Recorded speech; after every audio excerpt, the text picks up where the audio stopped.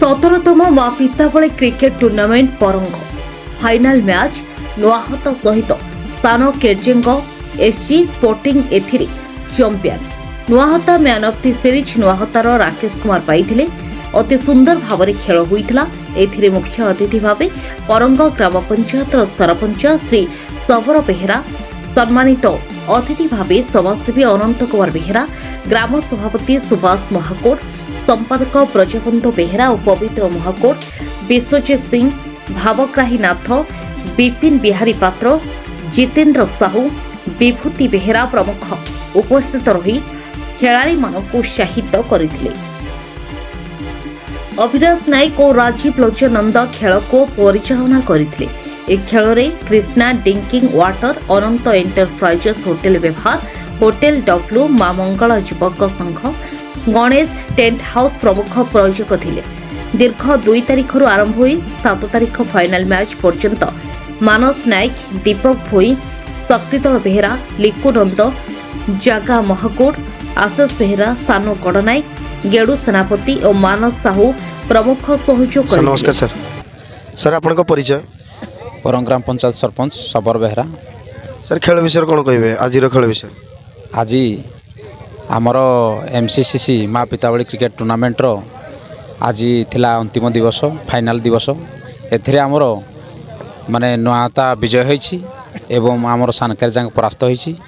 एवं वर्ष प्रत्येक वर्ष पर ए वर्ष मध्य आमर पिताबड़ी क्रिकेट टूर्नामेंट तरफ प्रत्येक वर्ष टूर्नामेंट होउछि। बहु आडंबर रे भी पिला माने आमर करूति क्रिकेट टूर्नामेंट रो पिला माने तांकर माने कार्य परिश्रम निष्ठा फल रे एठी आमर प्रत्येक वर्ष से माने निजे निजे खेलाड़ी से खेलाड़ी मानक मध्य उत्साहित करी प्रत्येक माने एठी 16टा टीम को डाकिना प्रत्येक वर्ष खेल चलुछि। जहाँ गोटे आनंदर कथा आम गाँव गर्व गौरव पिला माने ए खेल को प्रत्येक वर्ष आकु बढ़ाउछथि एवं प्रत्येक वर्ष एभली चालू आकु मोर आशा रहउछि।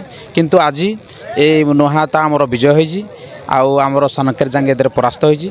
एदर हार जीति तो खेल माने निहाती हार जणे जणे हारिबो जणे जितिबो। एदर किछि मन दुख करिवार नाही। से माने भी चेष्टा करंतु प्रत्येक थर कि भली आमे भी आकु बढ़िबु आउ आमे भी केतेबेले माने विजयर स्वाद चाखिबु आउ ए माने भाई भाई भाईचारार तांकर दुई गोष्ठी भितर भाईचारार ये रहू बजाय रहू। आउ आम क्रिकेट टूर्नामेंट पिला माने को मु बहुत माने ताकू ये करी से माने तांको तरफरु प्रत्येक दिन माने टूर्नामेंट प्रत्येक 2-2 टूर्नामेंट डेली चले। जहाँ भी हो बहु आडंबर रे शांति श्रृंखला रे पिला माने चली जीति आउ गाँव पिला माने ए पड़िया भी खेलाखोली करूती। प्रत्येक वर्ष भली टूर्नामेंट रे चली भल खेल होउछि। आउ जहाँ हो आज भी भल दिन थिला, बहुत लोकर समागम भी होइतिला। आउ मु धन्यवाद देबी कमिटी के आमर बहुत सुचारू रूपे एटी तुले जीति। सर नमस्कार। सर नमस्कार। सर आपन परिचय? मो ना अनंत कुमार बेहरा, पूर्वतन सभापति परंग ग्राम कमिटी। दीर्घ 2 तारिखर आमर माँ पिताली क्रिकेट टूर्नामेंट तरफ आयोजित होता खेल जहाद्वारा आज अंतिम दिवस थिला। 2 तारिखर आरंभ कर 7 तारिख पर्यंत थिला अंतिम दिवस रे आज आमर नुआता विजय लाभ कर विजय लाभ करथिबा दल को मो शुभेच्छा और अभिनंदन जनाऊँ। मु पराजय होइतिबा सानकेरजांग टीम को मु धन्यवाद देवी जे से माने पारु पर्यंत चेष्टा करथिले एवं भाईचारार भातृत्व भाव में आज समस्त उभयों सहित भल व्यवहार रे आज आमर खेल को समापन करागला। आज दीर्घ दिनर खेल को आमर आयोजित करथिबा दीर्घ 17तम खेल को आयोजित करता एमपीसीसी टीम को आमर ग्रामवासी तरफ अभिनंदन जनाऊँ।